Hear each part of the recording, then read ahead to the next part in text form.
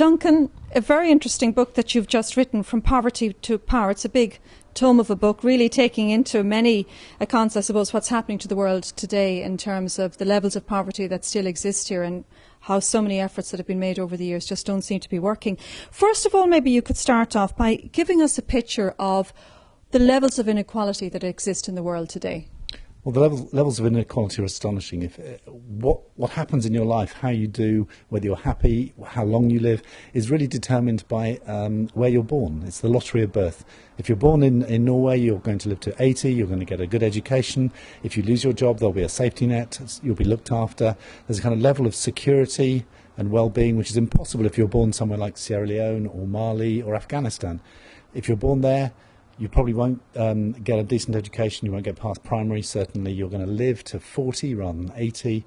And if something bad happens to you, if you get sick, if you lose your job, you go into this downward spiral which can last for years. So the book starts with this premise that we live in an extraordinarily unequal world and it doesn't have to be like that. How many people in the world live below the poverty line? Do you have figures like that? Just compare numbers above, numbers below. Well, at the moment, 1.4 billion people, that's about a quarter of the world's population, live on less than $1.25 a day, which is the international poverty line. The richest 500 individuals in the world earn as much every year as the poorest 400 million people. It's almost 1 to 1 million ratio. So you've got extraordinary levels of inequality in the world. So just in terms of how many of the world live in wealthy conditions compared to the rest of the world, is it, 2/3, is it a quarter, is it a half, what is it roughly, do you know? Well, it depends what you mean by rich, but you've got a kind of middle class, which is anything above about 5,000 euros a year, which is about 2 billion people. But then you've got this very resilient sort of group of people at the bottom who are not coming out of the bottom, who are stuck on this $1.25 a day. And isn't it extraordinary that despite the billions and billions and billions that have been poured into the developing world and all sorts of initiatives and the work of the United Nations, the IMF and all the other international organisations, that we still seem to have the high levels of poverty that have been there for the last 100 years or so? There has been a lot of progress in some countries, but it does seem like the system itself generates the inequality, which the system then tries to repair with things like aid. So you're sort of running up a down escalator in many ways. How does the system itself keep generating inequalities? It tries to fix it on the one hand, but on the other hand it's taking away from these developing countries. I think some aspects exclude poor people. What the book argues is that the first thing we have to look at is who holds power inside any country, inside any community, inside any home. And power replicates itself. So what you have is people who have the power fix the rules so that they benefit and other people are excluded. So you need to really go back several steps and say, okay, who has the power and how can this power itself be redistributed, rebalanced, so you get a fair outcome at the end. Oxfam does loads of work on gender rights, for example, on things like violence against women. Well, once you start dealing with that issue of power in the home, then a whole load of other changes come after it. So it's really getting back to basics.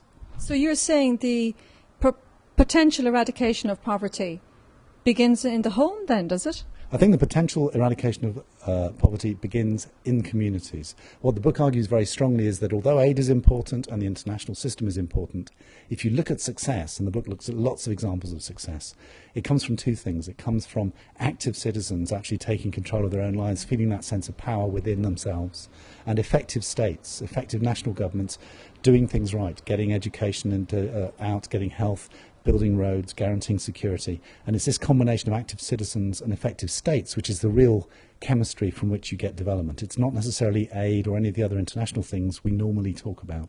And you have given examples of countries in Africa in particular which have been successful. Malawi is one of them, is it? Or Botswana is one of them? Botswana. I went to Botswana and it's an amazing country.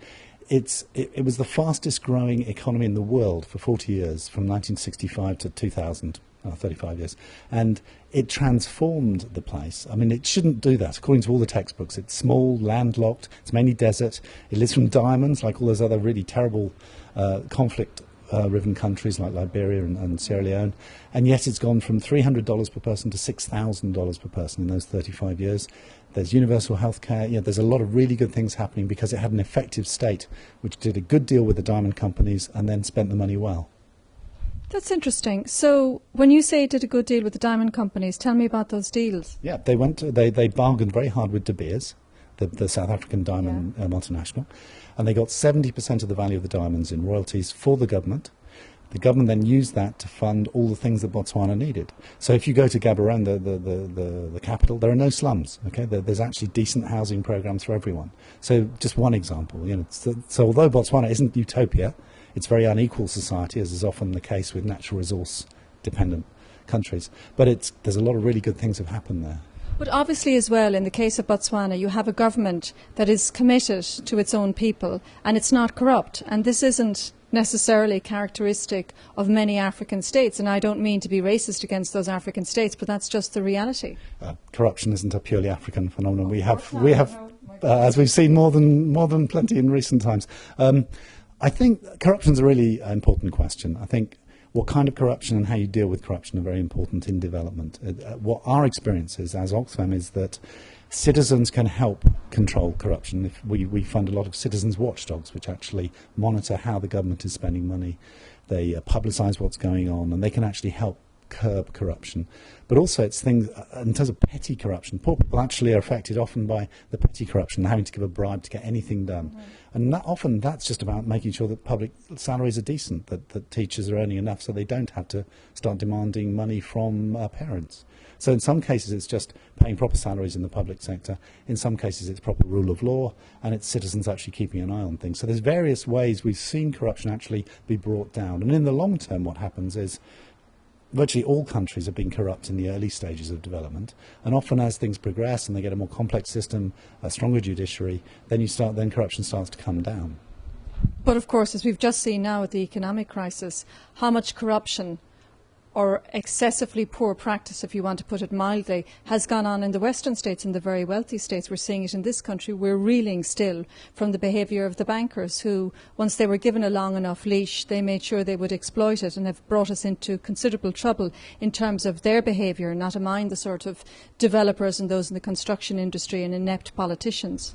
I mean, I'm a bit confused about how you define corruption these days. I mean, that man with the wonderful name, Bernie Madoff, in the US, who made off with $50 billion of his clients' money. He was corrupt. But is it corrupt if you run a bank so badly that the entire economy collapses? I mean, I'm not sure where corruption ends and incompetence begins, but clearly we have bad governance, if you want to use a broader expression. We have plenty of bad governance in the North. And in some ways, the liberalising agenda, especially in finance, just saying, get the government out, don't try and set the rules, let banks decide, it's proved not to work. And what's worrying is that that's exactly the advice that people like the World Bank and the IMF have been giving developing countries, and actually rather arm twisting them to adopt it in the last couple of decades. So we're seeing now a bit of a backlash against some of that liberalise everything and you'll be okay kind of view.